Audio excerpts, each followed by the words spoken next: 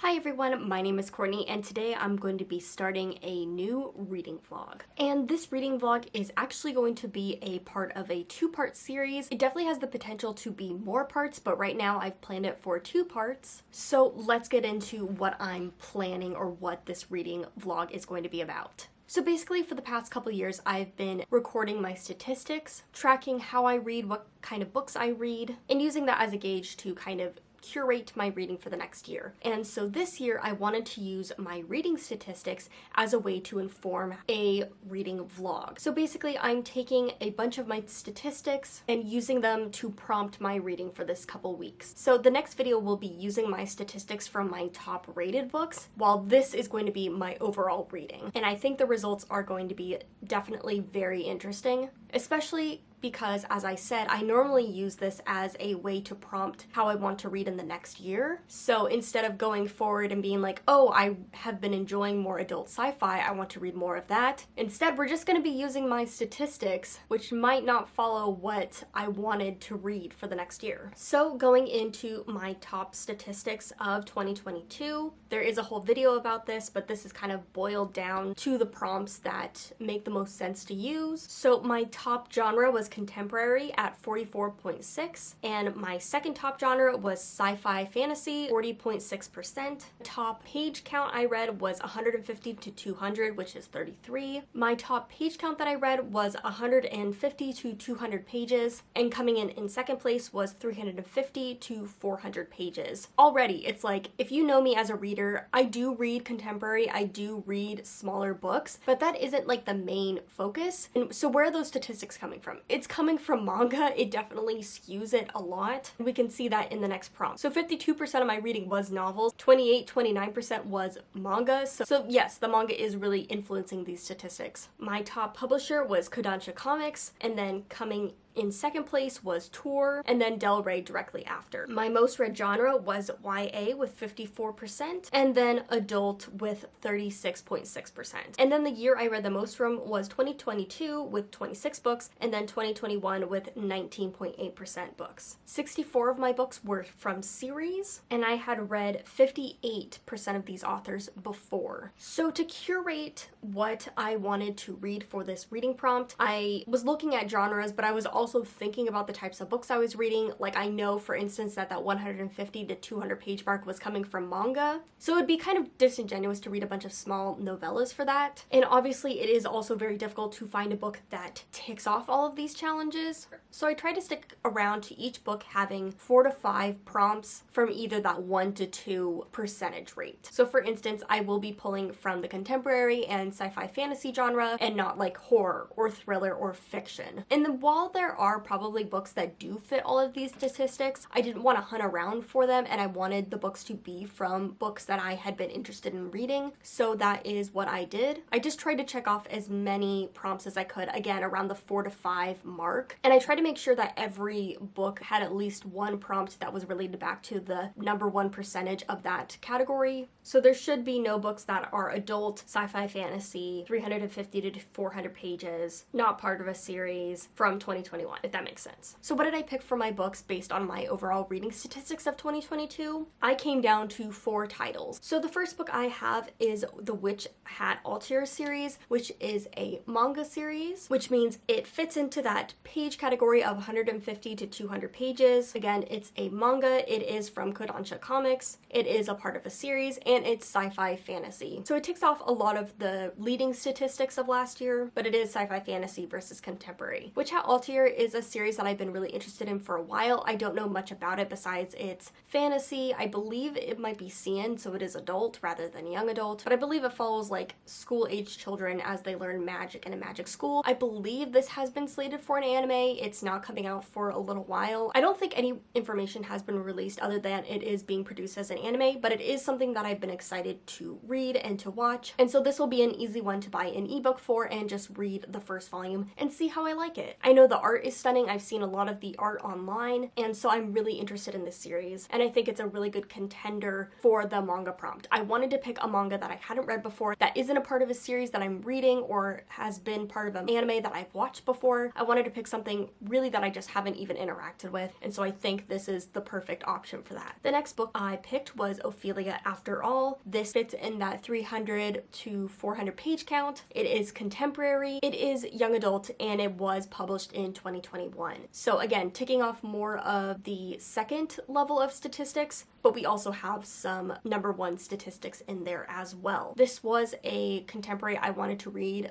since it came out. I just never got around to it. I know it's queer, so it's right in my ballpark of the kind of contemporary young adult novels I like to read. I think the cover is beautiful, and I've kind of forgotten like what it's about, but that's fine. We're gonna learn. We're gonna read and we're gonna learn. The next book I picked was The Poison Heart. This is a part of a series. It was published in 2021. It's sci-fi fantasy, it's young adult, and it fits right into that page count. Unfortunately, neither Ophelia After All or The Poison Heart could fit into my statistic, but it was definitely really hard to match up, again, the Kodansha comics, the Del Rey, the Tor with the genre prompts, because Del Rey and Tor write adult sci-fi fantasy, which is impossible to pair a contemporary YA novel. That's the only problem I really ran into with that, so I really did have to base that around the other statistics. But The Poison Heart is a sci-fi fantasy young adult duology, and I believe there's like alchemy or like potion making, some type of magic around that. I think there's Greek gods mentioned in there as well. I think there's like witchy wood vibes.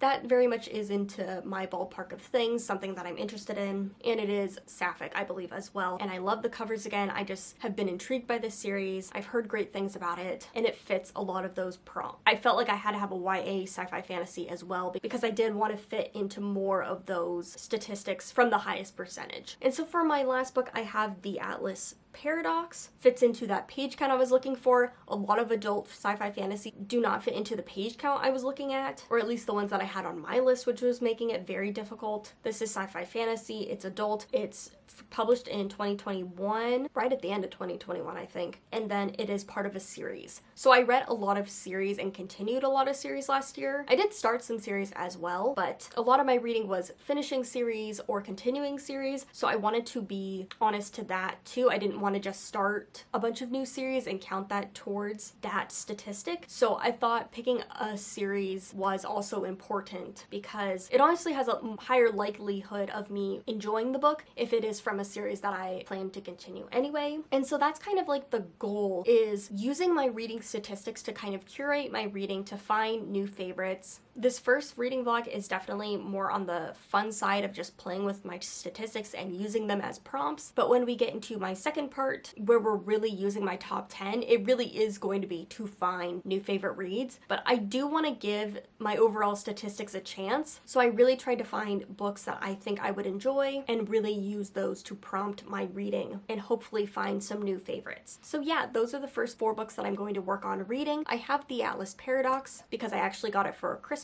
because I wanted the UK edition, because I hate the awful gold and silver US covers. I'm sorry, I just don't like them. But my other 2 books, Ophelia After All and The Poison Heart, are actually hopefully going to be shipped today. They were supposed to arrive today. It is still afternoon, so our mail carrier hasn't come yet, but I can't wait to open up that box. And I am going to read Witch Hat Ulterior on my phone or my iPad, and I'm going to buy it as an ebook just because I don't want to commit to a series when I don't know that I will love it. But yeah, that is what we're going to be doing for the next couple weeks. I'm really excited about it. I think this is going to be a lot of fun, and it again is getting me to pick up books that I've had on my reading list but just haven't gotten to. So yeah, let's go along on this journey and see how my reading statistics hold up. So it is package time. Very exciting. It is the same day. I just can't wear makeup for more than an hour without having to rip it off my face. Like, I like putting makeup on, but I don't like keeping it on. Okay, it's packaged very nicely for Barnes & Noble, which I did order the books for the second part, so I don't want to show you them. Ophelia After All, very cute. It's a lot thinner than I thought it was. I haven't seen it in our store for a while, so I just haven't looked at it in a while, so I didn't think it was that small. And then The Poison Heart. So yay, we have the 2 books, and then I already have the Atlas 6, which I will show in a little bit because I just started reading it. And then the rest of the books in here are a secret. I'm gonna put on makeup because I'm about to film a couple TikToks, hopefully. I've been meaning to do these TikToks for a while, and I've just never in the mood for them. I'm holding myself accountable today. I'm feeling very productive, which is odd because I started my period. So anyway, last night I started the Atlas 6. I'm a little over 100 pages into it. It is flying like really quickly, which I'm thankful for. Like, the writing is slightly dense. It definitely reads a little bit like the author likes to use really big vocabulary words. But for the most part, I don't mind her writing style. It's not like my favorite thing, but I don't mind it like I think some people do. Sure, it's like a little pretentious, but I kind of feel like it fits into like the mood of the story. But anyway, this is the second book in the Atlas 6 series. In the first book, it's a group of early mid 20 somethings that are being asked by the secret magical society to join, and they find out once they get there that they might possibly have to kill one of them to enter in said society, and they all have their own motivations and reasonings for wanting to be in the society and wanting the power or the knowledge or whatever, and they all have different magical abilities, and it's all very education-y, knowledge-based kind of magic, very theoretical, and they're all technically like experts in their craft. Magic is a very like soft magic system. Like, it kind of has rules, but we don't really get all the rules for everything and how it works. It's very based in, again, like theory and science and knowledge. And like, it's just, is it the best thing ever? Probably not, but it's just a vibe, and I like the series. It's very much just like watching sometimes pretentious, awful people. Not all of them are awful, but a lot of them are like, you know, people considered like not nice or good people in the real world, and just kind of watching them interact with each other and watching them watch the other characters. And I really like that. In the first book, Parisa was my favorite character, and that still stands. I really like her perspective. I think she's just really interesting. She's kind of like the femme fatale. She can read people's minds, and she kind of uses her femme fatale personality or her looks to kind of influence people. This book, I still find her probably my favorite character, but honestly, like, Callum is becoming really interesting. He's kind of like the snobby rich boy who, you know, has like a tragic backstory or whatever, blah blah blah, feels sorry for himself all the time. He gives me like very much like Gatsby in the new Gatsby movie energy. Very overdramatic.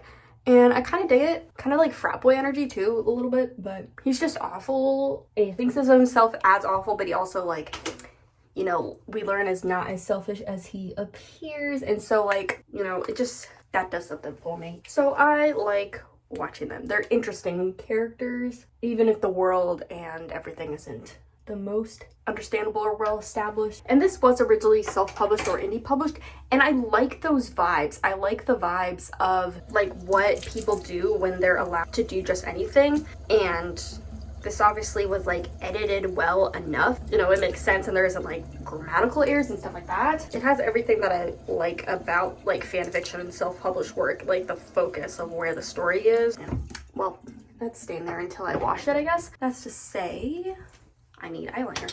We are following the characters again. I don't know if I should give spoilers or not, but they're kind of, you know, continuing to progress in their knowledge journey. I just read the first book in November or October, and I feel like I definitely did forget like all the machination-y stuff that happened at the end of the novel. Like, I definitely don't think I could tell you everything that the like villain did at the end of the novel, but I know enough.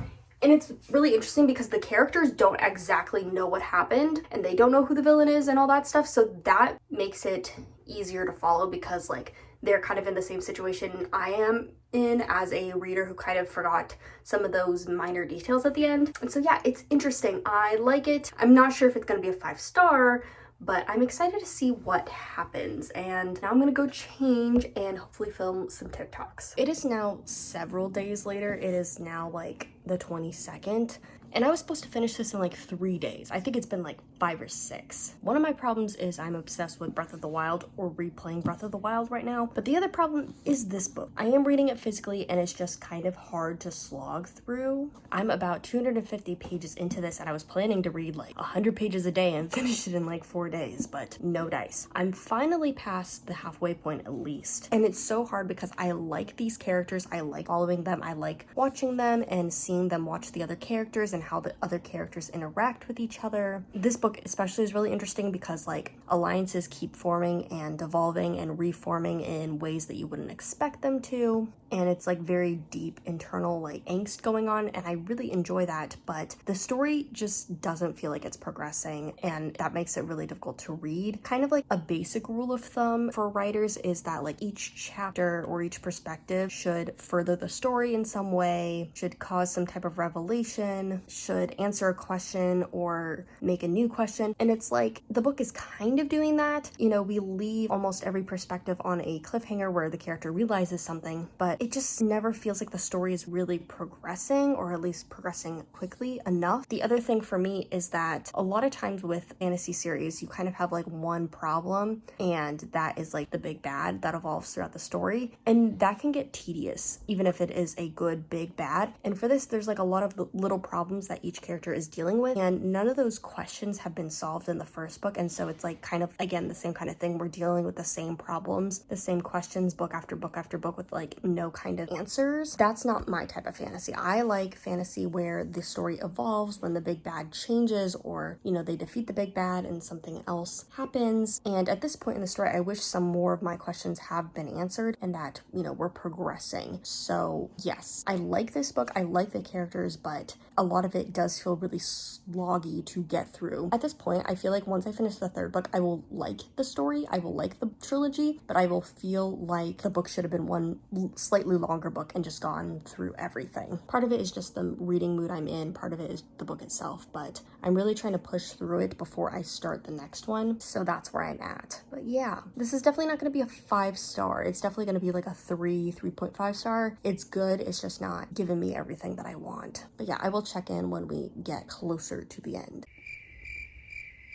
So I am back to check in. It is Friday, so it's been like another couple days, and I don't know if I discussed this, but I have gotten to the 250 page mark, so more than halfway into the Atlas 6. And again, I'm enjoying it, but I do feel like the story isn't progressing, which is making me feel very sloggy. And so immediately after I updated you guys about that, I put this book down and decided to read something else. That is not me. I never do that. I feel really disconnected from a book if I start and then stop halfway through. I normally have to just read one book through the end. I don't read multiple books. But for the sake of saving this reading vlog and actually getting the books read, I had to put it down for a second. And so what I read was The Poison Heart by Kailyn Byron. And this is a YA paranormal contemporary paranormal fantasy novel, the first book in a duology. And it's basically following our main character, Briseis, and she has always had this like natural ability or affinity for plants, but it's a little bit more than just a green thumb. It's a little more magical. Because she is an adoptee, she's never really known where her powers have come from, and she's never known how to control them until one day she suddenly inherits this mansion that appears to hold some of the secrets of her family and her abilities.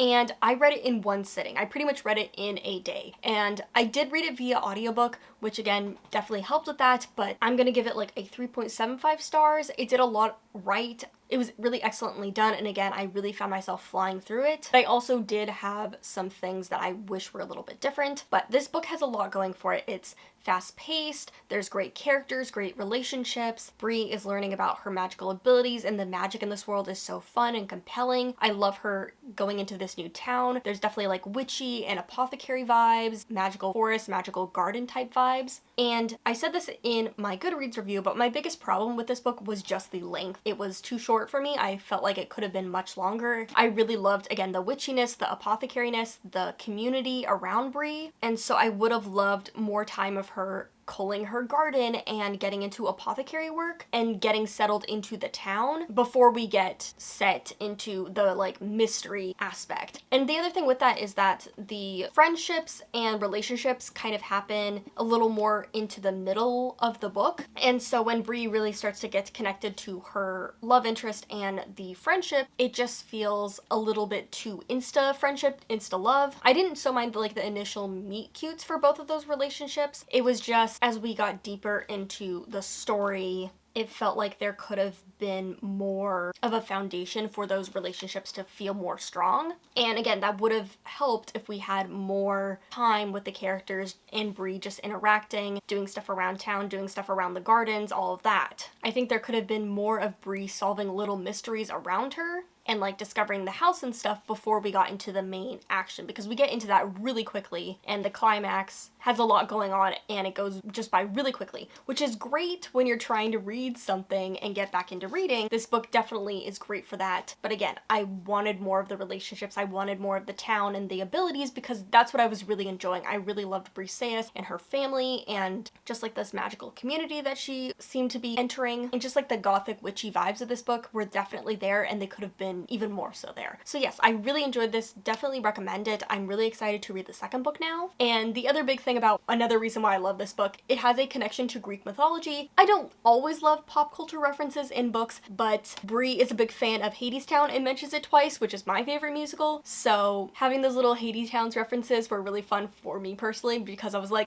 we're the same. I love good Hadestown reference. I don't think I've ever seen one in a book besides this one. So yes, reading vlog. What are we doing next? I think I am gonna hold off on the Atlas 6 just for a little while longer because I really do want to keep the momentum in this reading vlog. And so next we are going to be picking up the YA contemporary, which is Ophelia After All. I do think I am going to pick this up as an audiobook again, just because that's just where I am at right now. It's fine, it's fine. And then from there I will be picking up the manga that I've decided on, and then I think I will be finishing out the reading vlog of the Atlas 6. Maybe I'll read a little bit here and there to keep me going, to keep me invested in that book, but I do want to keep the momentum of this reading vlog going. So this Poison Heart is the first book that I finished for this reading vlog. What were my goals for this reading vlog? They were to find books based off of my reading stats for last year and hopefully to find some new favorites. This again fits into reading stats. That's how we picked this book, and I think this was a really good pick. Apparently I have been reading a lot of YA, or more YA than adult, and I definitely feel like I've grown a little bit out of YA, but this was completely enjoyable. I didn't really struggle with the perspective or the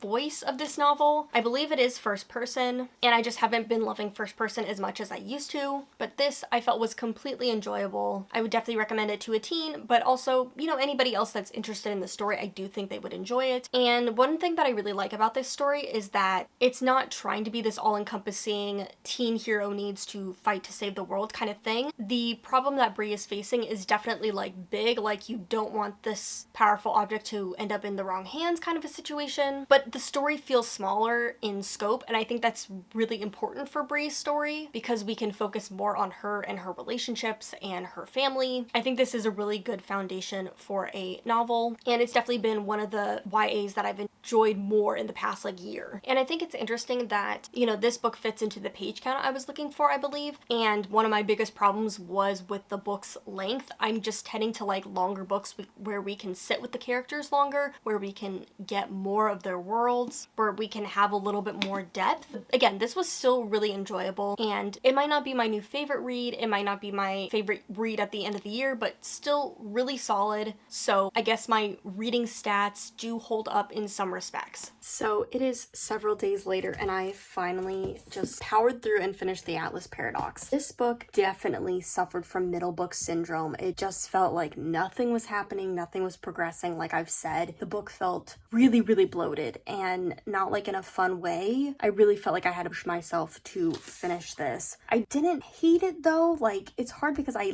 love and like hate to love some of the characters, and I think that the author is aware of like why you would hate a character and kind of leans into that in some respects, especially like I'm thinking with like Libby, I think does a really good job like making her a complex, unlikable person and like understanding like the problems with her characters. But yes, overall this book just felt really, really bloated, and you know, my enjoyment of the characters doesn't really make up for the lack of like action or anything particularly interesting being said in this novel. Because sometimes there are books where I'm like, I love the characters so much they could be making a sandwich and I wouldn't care. But for this, I'm like, no, I do kind of care. I want to see them doing more. And especially like this book reminds me in a lot of ways of like the Raven Boys, where it's like they start off as like enemies or unlikely comrades and they slowly become friends. And I thought this series was going to be doing something similar, and it's like you can tentatively see that the characters like each other more than they say they do, or rely on each other more than they say they do, but they're not friends and they're pretty antagonistic to each other still. Maybe this book never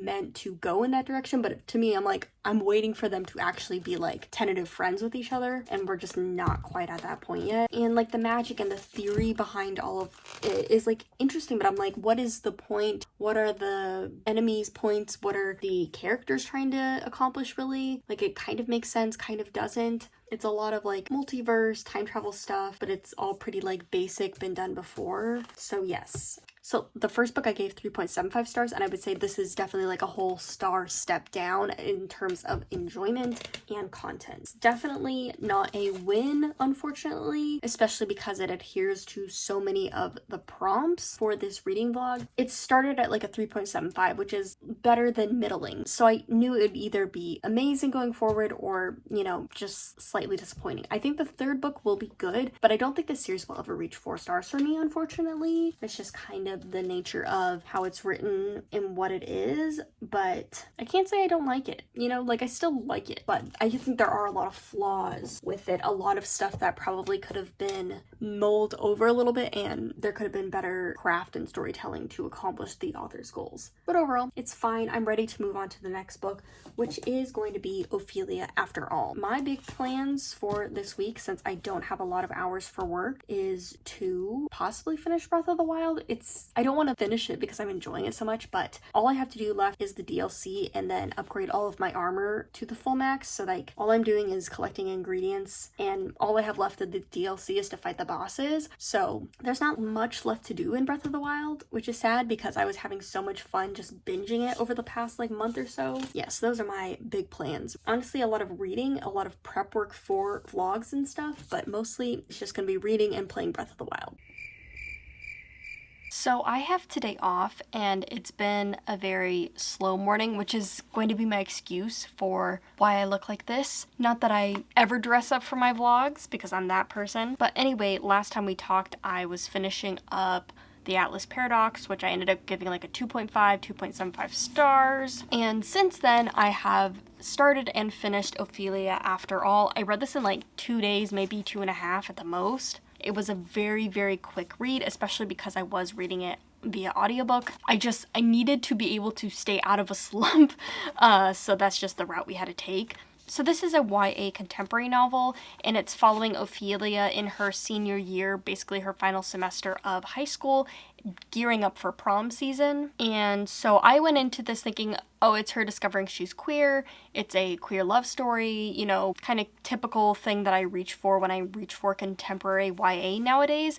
And I was really pleasantly surprised. The whole big thing about Ophelia is that she's kind of like boy crazy. She kind of falls and crushes on a lot of different people, but this is her first time crushing on a girl. But this isn't a love story. It's very much a coming of age novel and like a messy friendship dynamic story, and I was really pleasantly surprised by that. At first I was a little bit sad because I do like the love interest, or the different people that Ophelia falls for. I do like a lot of the characters in here. I don't want to give too much away, but I do want people to know like this isn't like a happily ever after romance story, because I would hate for someone not to enjoy it because they didn't know that going into the story. But personally, I was really pleasantly surprised by that turn. I really liked how it turned out. I thought it was a really great approach to the novel. Everything about this novel is just really thoughtfully told. Again, I liked the characters. I liked Ophelia's family dynamics. There was a lot of dynamics going on. There was one point where Ophelia was just really spiraling and like falling out with like all of her friends and her family and everything. But I felt like all the characters stories were distinct, I liked them, and I cared that that spiral was happening for Ophelia and her friends. And yeah, I just really, really enjoyed this. I thought it was really, really well done. And this is what I like in a contemporary novel. I like the coming of age story. I do like when characters can be messy and deal with things. And I ended up giving this a 4-star. It just really perfectly fit into what I enjoy. I feel like the ending was a little bit over sentimental. It got a very monologue-y, very like 90s sitcom ending.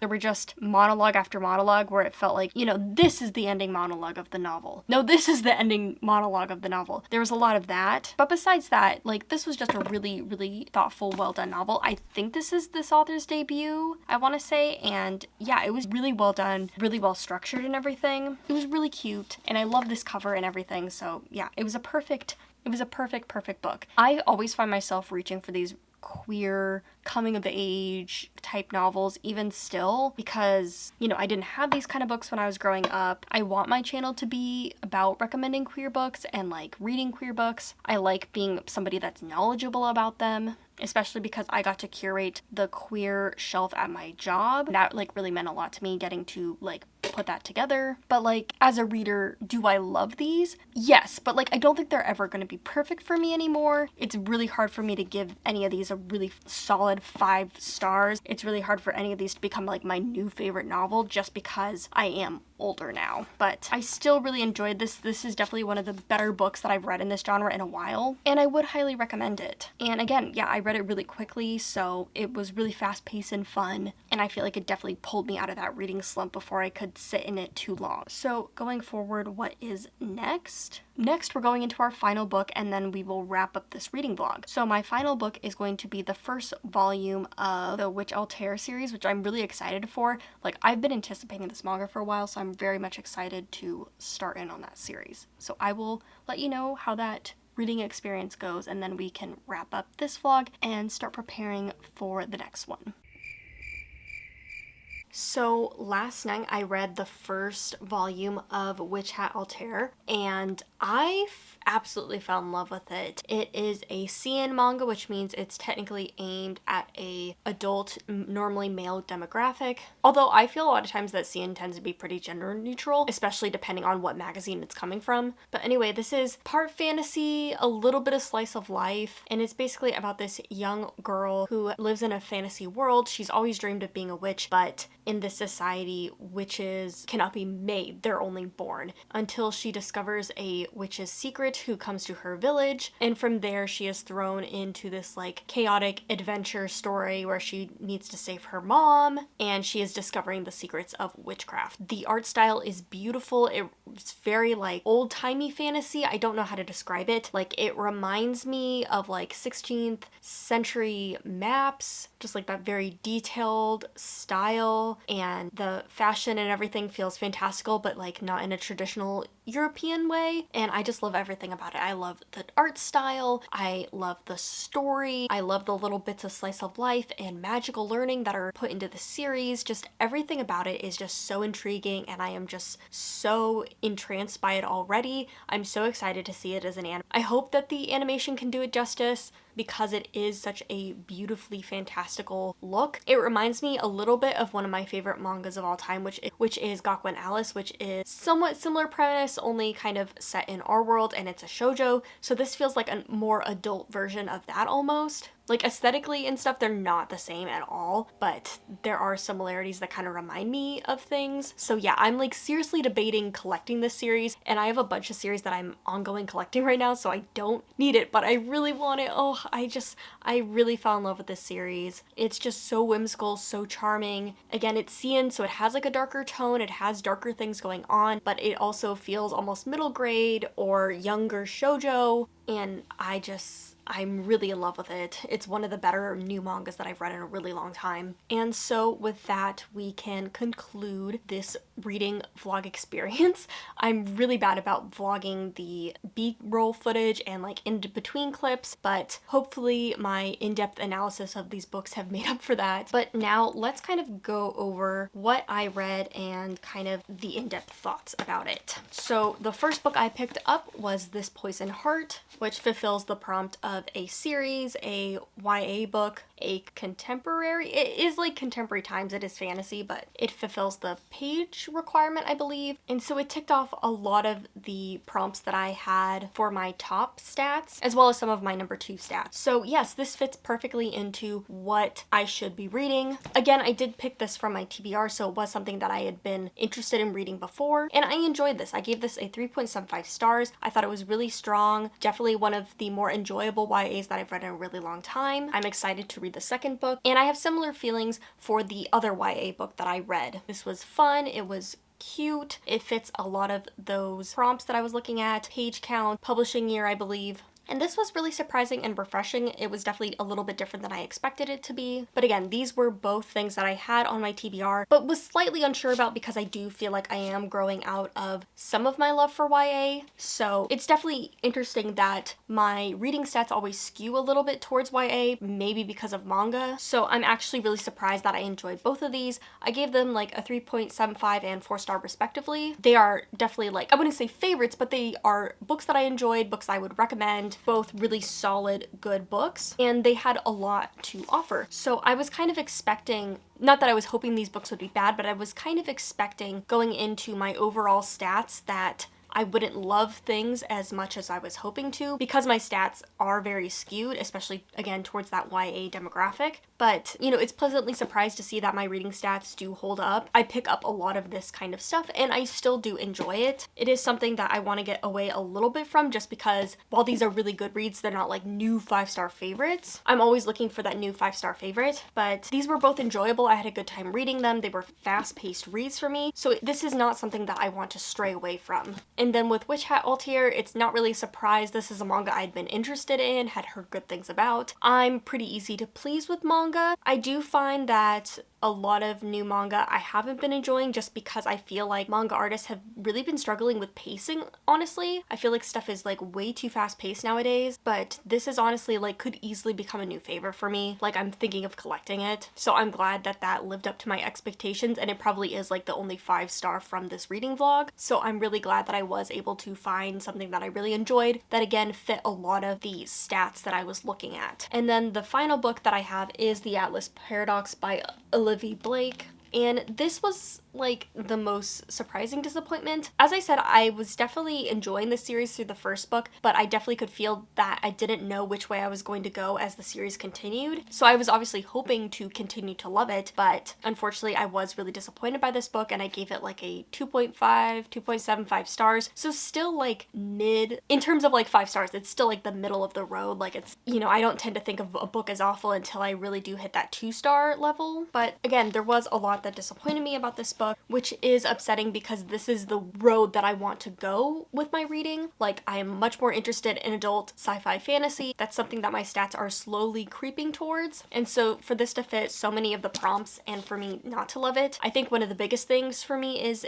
that I read so many series last year, continued so many series. And so again, that to be such a big stat for this one and for it to just kind of fall flat is really disappointing. I guess like most people, I tend to not like the second book in a series, so maybe I set myself up a little bit for failure, but I didn't want to start a new series because I felt like that was the easy way out. So I really put a lot on the line with this holding the statistics for a lot of the reading that I want to aspire to. So that's unfortunate, but luckily going into the second part of this reading vlog, which will hopefully come out, I have to do my spring reading vlog first, so you know, eventually we will get back to my reading stats, but the second part of the reading stats is going to be focused on curating suggestions based on my favorite books of the year. So we're gonna see a lot more sci-fi, a lot more adult, and so those reading stats, we don't have to rest on the shoulders of the Atlas 6. But yes, this was really, really fun for me. Using my stats to curate was, I just think it's a good idea, honestly. I love taking my stats down. I like to see how I'm reading. I like to make adjustments based on how I'm reading and to find a way to use my stats as a way to read stuff on my TBR list, to find new stuff. I think it is a really useful guide for me personally. I'm definitely a little bit of a mood reader, and I always want to further my reading, so I don't necessarily always want to be looking at my reading stats and saying, oh yes, I always read contemporary, let's read a bunch of contemporary. But at the same time, my reading stats are useful, I guess, because I do enjoy what I read. But yes, I'm looking forward to part 2 and getting into more of the sci-fi adult stuff. But in the meantime, again, I am going to be working on my spring reading vlog, so look forward to that. But thank you so much for watching. Let me know how your reading stats affect your reading. If you've ever used them to curate your reading, I would love to know. But again, thanks for watching and happy reading.